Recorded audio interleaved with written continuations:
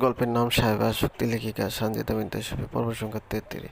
2 দিন পরে আজ চোখ খুলেছে ফায়জা। তার পাশে ফারহান বেগম আর সাহেবা বসে সোফায় গুটিসুটি মেরে ঘুমাচ্ছে ফারহান।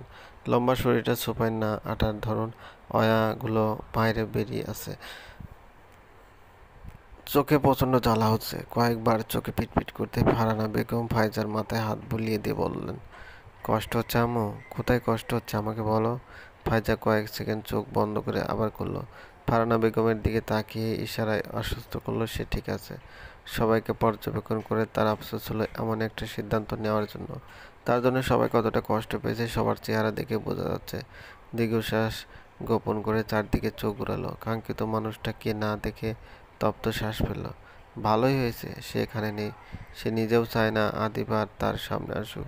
সাহেব আর ফারহানা বেগম মিলে ফায়জাকে ফ্রেশ করতে নিয়ে গেল। 2 দিনে অনেকটা দুর্বল হয়ে গেছে সে। এখন কিছু খাইয়ে মেডিসিন দিতে হবে। ফারহান এতক্ষণ ঘুমের ভান ধরে সাহেবাকে লক্ষ্য করেছিল। কাল থেকে বেলুনের মতো মুখ ফুলিয়ে রেখেছে মেয়েটা। যেখানে রাগ তার করার কথা, সেখানে মহারানী নিজে অজ্ঞাত কারণে রাগ করে বসে আছে। ক্লান্তিতে চোখ বুজে আছে বারবার। ফায়জাকে কোনো প্রশ্ন করতে নিষেধ করেছে ফারহান। সবাই এখন সবটা জানে। ফারহান চায় না ফায়জাকে এসব কথা তুলে আরও বিব্রত করা হোক। তবে সে রেগে আছে ফায়জার উপর। এত বড় একটা স্টেপ নেওয়ার আগে একবারও তাদের কথা ভাবলো না। একবার ভাইদের সাথে কি আলোচনা করা যেত না? তাদের বললে ওই মুহূর্তে সবাইকে নিজেদের জায়গা দেখিয়ে দিত তারা। মানুষের কথা বড় হলো, ফায়জার কিছু হলে ওদের কি হতো একবার ভেবে দেখেছে? উল্টো হয়ে আবার শুয়ে পড়ল ফারহান।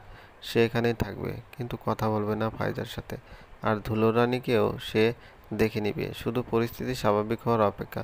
পৃথিবীতে তার বউকে কেন এমন বেয়াদব হতে হলো? এই যে সে কাল থেকে এখনো সাহেবার সাথে একবারও কথা বলেনি, সে খেয়াল আস্তা তাকে পাত্তাই দিচ্ছে না। এই দিনও দেখার ছিল না, এর একটা হ্যাস্তন্যস্ত করতে হবে। তাকে পাত্তা না দেওয়া চলবে না, হোক সেটা হসপিটাল। তবুও তাকে ফারহানের দিকে প্রেম প্রেম নজরে তাকাতে হবে, আহ্লাদ করে ডাক ভাঙাতে হবে। একটা মাত্র স্বামী তার, একটু আহ্লাদীপনা করলে তো আর ক্ষয় হয়ে যাচ্ছে না। ফারহান নিজের মাথাটা 2 দিকে ঝাড়া দিয়ে আবার ঘুমানোতে মনোযোগ দিল। ঘুম থেকে উঠে এই মেয়েকে এক হাত থেকে নেওয়া যাবে এমন চিংড়ি মাছের মতো ফালাফালি করছিস কেন? ব্রুকুসকে ঘুমানোর প্ল্যান বাদ দিয়ে এবার তড়াক করে উঠে বসলো ফারহান।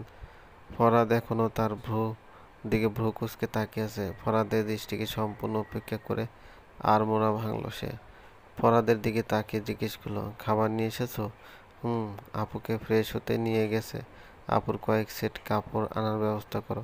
আমি সুমিকে কল করে দিয়েছি, ও সব গুছিয়ে রাখবে। গম্ভীর গলায়। কপালে ভাঁজ গাঢ় হলো। ফরহাদের এখনো এত কাপড় আনার কি দরকার? ফাইজাকে তো এখন বাসায় নিয়ে যেতে পারবে। ভাইয়ের মনের কথা হয়তো বুঝতে পারলো ফারহান, তাই আবার বলল, আপুকে কয়েকদিন এখানেই থাকতে হবে। হাতের ক্ষত খুব গভীর, কয়েকদিন ডাক্তারের পর্যবেক্ষণ রাখবো। বাড়িতে সেটা সম্ভব নয়। ফারহানের গম্ভীর মুখের দিকে তাকিয়ে বিরক্তিকর শব্দ করল ফরহাদ। ছেলেটা সবসময় সিরিয়াস মুখ করে থাকে। একদিন এই গম্ভীর মুখের ভার সইতে না পেরে সাহেবা দেশান্তরী হবে নিশ্চিত। বুঝেছি বুঝেছি আম্মু মামির সাথে খুবই খারাপ ব্যবহার করেছেন ফারহান। মানছি মামি ভুল করেছে।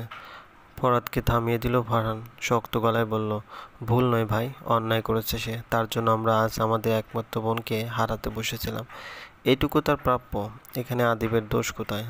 ওকে কেন এখানে আসতে দিচ্ছিস না? ছেলেটা 2 দিন ধরে ছটফট করে যাচ্ছে। আদিবে এখানে একমাত্র দোষী ভাই। ছেলের ভালোবাসাই মা এসে আমার বোনকে কটু কথা শুনিয়েছে। আর ডাক্তারকে টাকা দিয়ে ভাগানোর কি দরকার ছিল? এর চেয়ে ওদের সত্যিটা সবার সামনে আনলে আপুকে মিথ্যা অপবাদ পেতে হতো না? মাথামোটা একটা। ফারহানের দাঁত কিরমির করে বলা কথা শুনিয়ে শুকনো ঢোক গেল ফরহাদ। এখানে তারও হাত আছে, এটা জানলে তাকেও ধুয়ে দেবে ফরহান। এই কেবিনে প্রবেশ করা তারও বন্ধ হতে পারে। তাই সব চেপে গিয়ে খাবার বের করায় মনোযোগ দিল সে। উসখুস করে চুলে মলিন চেহারা নিয়ে বারান্দায় বেঞ্চে বসে আছে আদিব। আজ 2 দিন তার খাওয়া ঘুম লাটে উঠেছে, খাওয়ার রুচি নেই একদমই। একটা জিনিস সে খুব করে অনুধাবন করেছে এই 2 দিনে। প্রেমিকা হাত কেটে মরার প্ল্যান করে বেঁচে গেলেও প্রেমিক সে শোকে না খেয়ে মরবে নিশ্চিত। এই যে সে হাসপাতালে করিডোরে লইট্টা মাছের মতো শুকিয়ে যাচ্ছে, তাতে কি কারো দয়া হচ্ছে? উল্টো প্রাণের বন্ধুটাও ভিলেন ভাইয়ের রোল প্লে করছে। দোস্ত দোস্ত না রাহা, সব বেঈমান। বাসায় গিয়ে ফ্রেশ হয়ে আসুন ভাইয়া, আপনাকে ক্লান্ত দেখাচ্ছে।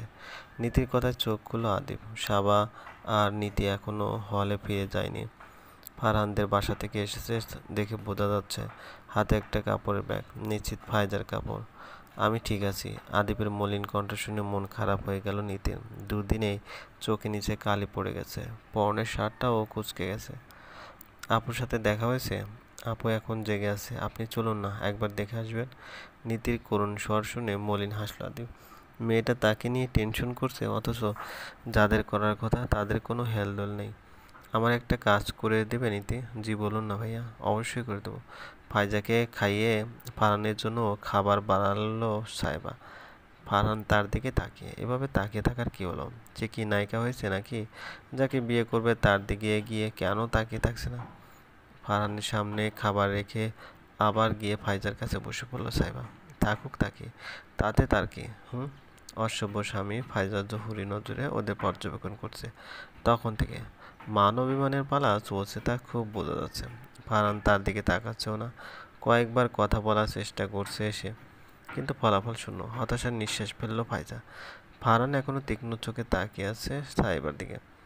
আমি অসুস্থ ভাই, বউকে রেখে একবার আমার দিকেও তাকাও। ফাইজার খোঁচা বুঝতে পেরেও চুপ রইল ফারহান।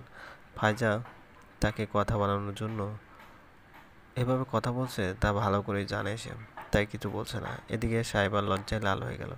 ভাগ্য ভালো ফারহানা বেগম এখানে নেই, না হলে আরো বেশি লজ্জায় পড়তে হতো। কথা বলবি না ভাই? ফাইজা করুণ গলায় বলতেই ফারহান চট করে দাঁড়িয়ে গেল।